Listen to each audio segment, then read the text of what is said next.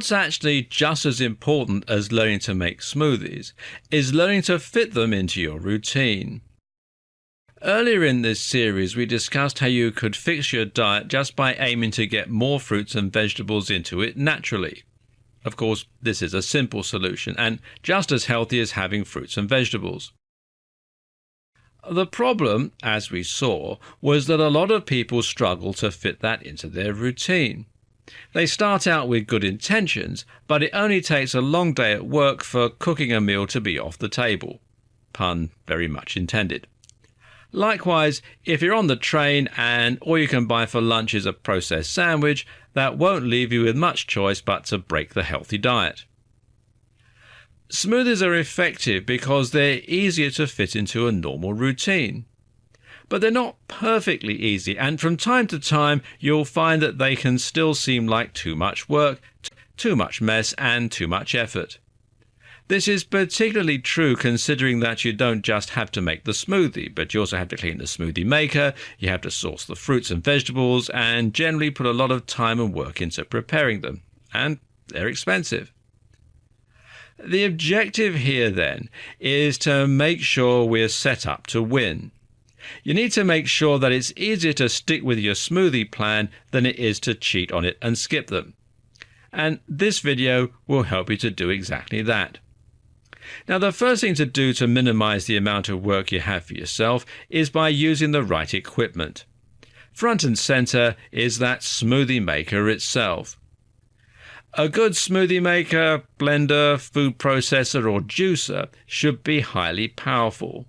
You want to have the confidence of knowing that you can throw in any combination of fruits and vegetables, within reason, and it won't break or get stuck in the process. You want it to be fast, and you want it to not make a mess. What's also very important, though, is that you have to minimize the amount of washing up you have to do for yourself. The big problem here is that smoothie makers are often very inconvenient to wash and clean. This is true in particular thanks to their blades, which are awkward to reach and which rotate when you try to grip them.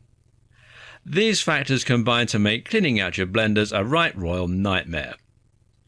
Fortunately, some newer models have been designed with this in mind and feature blades that are easy to remove or which don't come into direct contact with the pulp and thereby stay cleaner.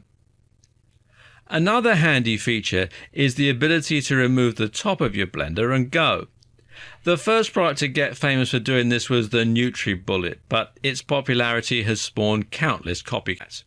The idea is simply that you have a blender and a water bottle combined in a single product, meaning that you don't have a separate glass to wash up.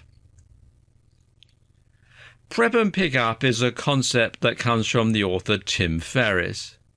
The idea is that you want to do all of your work in advance, so all you have to do when it comes to the crunch is pick it up and go. In our case, this means you're going to prepare your smoothie at the start of the week and then drink it throughout the week. One way to do this is just to make huge quantities of your smoothies on a Sunday and then store them in bottles in the fridge. Each morning you can simply grab a bottle and go without having to actually labor over it then and there. Some people also find it helpful to freeze the fruits themselves before dropping them into the blender. This is a great choice because it allows them to buy in bulk up front and then not worry about ripening. Keep in mind though that ripe fruit is less of an issue when it's being blended anyway. You can also make your life a little easier by ordering your fruits and vegetables online. This is a great choice if you find you're struggling to get time to head out and get your ingredients, as it means they will be ready for you and you can simply drop them in the blender ready to go. You can also make savings this way. But a note here, if you're interested in making savings on your fruits and vegetables, then the very best way to buy them is from a farmer's market. If you happen to have one near you, then make sure you take full advantage of it. You can also make your smoothies a little easier in numerous other ways. Using a pure fruit juice, for instance, can save you time and effort, and so too can using purees and canned fruits. These are especially useful for things like pineapples, peaches, and cranberries. Why? Because those ingredients are particularly difficult to prepare and involve a lot of peeling and de-seeding. By using a tinned fruit, you have it ready to go in a form that is soft and easy to blend. If you really don't have time to make your own smoothies, should you be tempted by store-bought smoothies? Is this a good way to get your ingredients without spending time? Well, the answer is yes and no.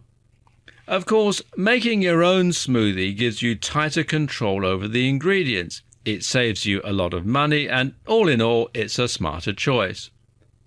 While buying a store-bought smoothie might not sound like a lot of money, perhaps sending you back $2.50 a day, it will quickly add up, and that is actually $17.50 a week, $70 a month, and around $840 a year. But then again, if you normally get a coffee every morning, then you can swap it for a smoothie and spend just as much while getting health benefits instead of fueling yourself with that wired feeling that you get from coffee. If buying smoothies in town is the only way you can stick with it, then it's money well spent. But do be very careful to check the ingredients thoroughly.